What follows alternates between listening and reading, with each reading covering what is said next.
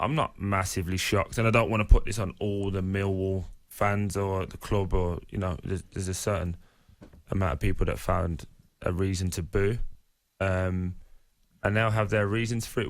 I don't really want to get into that because I think we're giving them too much energy, to be perfectly honest with you. I think what it shows is the reason that people like myself and many others who are advocating for equality is keep going. This is the reason why, and this is why in probably April time, we in a Premier League meeting we said that this has to be done when fans are back. It's easy to take the knee when no one's there. It's easy to put the badge on the Premier League badge when no one's there. When fans are there, it sparks conversation, rightly or wrongly. But these are uncomfortable conversations that we have to have. When we did this with the armband, with the badge, the Premier League issued a statement saying it has nothing to do with politics. So you've come out and said it's nothing to do with politics. People are saying it's nothing to do with politics, but do you know what? Let's say it's all about the Black Lives Matter movement. It's nothing to do with that. When you get this, and I want to make it very clear, it's not all Millwall fans. I want to make that very clear because, they've got black players playing for them. So this is the understanding what I don't understand. When people go, we're booing because of this and, frustrated. If the right back, the black lad, if he scored... Marlon Romeo. Yeah, but if he scored, would they turn around and go, nah, wipe that goal off, we're not interested? And again, I'm talking to the very small minority of people that feel that this is going so against what Great Britain's all about. It's so frustrating to listen and to read some of the stuff that's coming in here. Honestly, it's mind-boggling to think that people think it is stupid. It's stupid the way that people think. I don't really like calling people names, but it's stupid the way they go on like this. Where do we go from here, Troy? I mean, should they face punishment? How do you deal with something like this?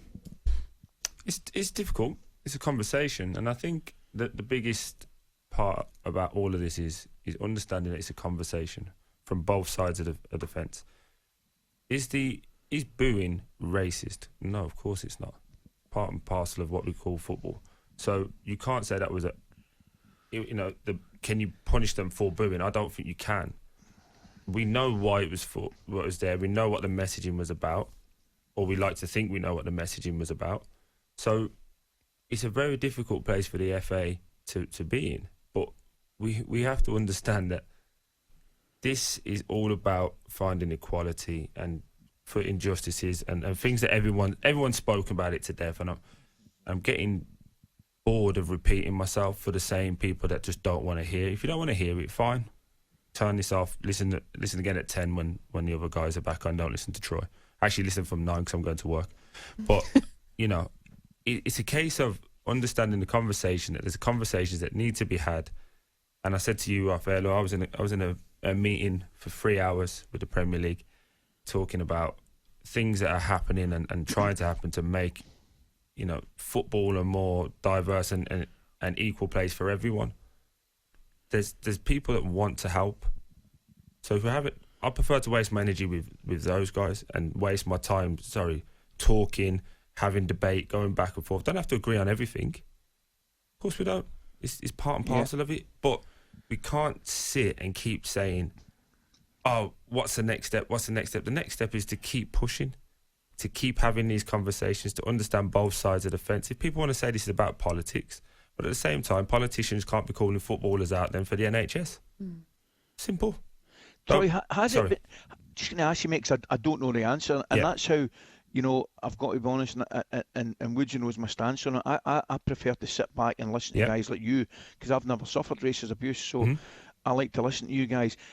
Is there a case at all for some supporters getting mixed up and not understanding 100%. that this is not a political issue? 100%. And the problem what we have today, I wasn't going to talk about this, but I'll talk about it. So last week when I spoke on with you guys about Cavani, remember we had a discussion, and I said, for me, I don't think he did. I don't think he acted in a racist manner.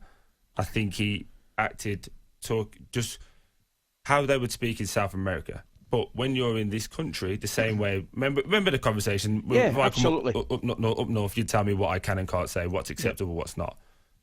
That was all I said. I have had over 1,000 messages that have been reported saying effing N-word. Yeah. Wow. 1,000 of them. Now, I don't mind because social media in a big part of my life. I don't go on there and go, it's my everything. I go on there, look at some pictures, laugh at some people, carry on with my day. Yeah. My kids and my family are all that matter to me. But for other people that say you can't talk about racism, is because they don't actually listen to the full conversation. So to answer to your question, they will get confused because they might see a 30-second snippet, or they actually might just see the headline. I disagree with that. They don't actually listen to the full conversation. And I think up here as well, we have to be very careful with what we put out, especially in regards to topics like racism and things of that nature, that we give context, because people need to understand that it's a conversation. What Troy says isn't right all the time. What Ali says isn't right all the time. We can debate, we can agree to disagree, but we have to understand that there's arguments for both sides of the fence. I'm 32. There's things that I will say 10 years from now that won't be acceptable, that my kids will turn around to me and say it's not acceptable. Yeah. The world evolves, the conversation evolves, but for some people don't want to because it's uncomfortable, and I get that. It is massively uncomfortable. There's a few tweets and things that are coming. I just want to make one final point on this because it is Monday. I don't want to start the week off being negative, but people are saying that players are being forced to do this. It's not at all. There's an option. Same way as Formula One when people stood. Yeah. If people don't want to kneel, stand. No one's holding a gun to your head saying you have to do this. The problem for me is when people are kneeling and don't want to. You have to have that conversation. If you don't want to do it, don't just do it to tick boxes or feel that you're going to get hammered for it. Do what you want to do. Like, we have to have the conversation. Okay, you choose not to kneel. Why?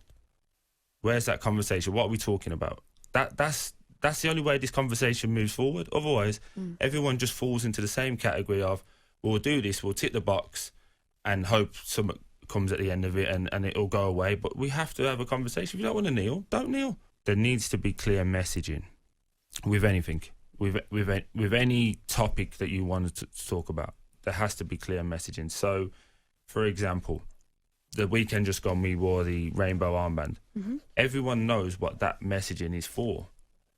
So it's clear. Do you know what I mean? It has to be a clear conversation. So how do you tackle?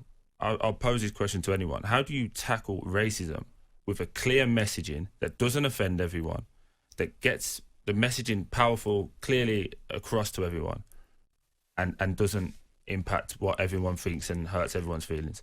Here's a question, and I don't know whether this is a question you can answer very easily, and I'm just suggesting it because I feel like it's such focus on this one thing, BLM.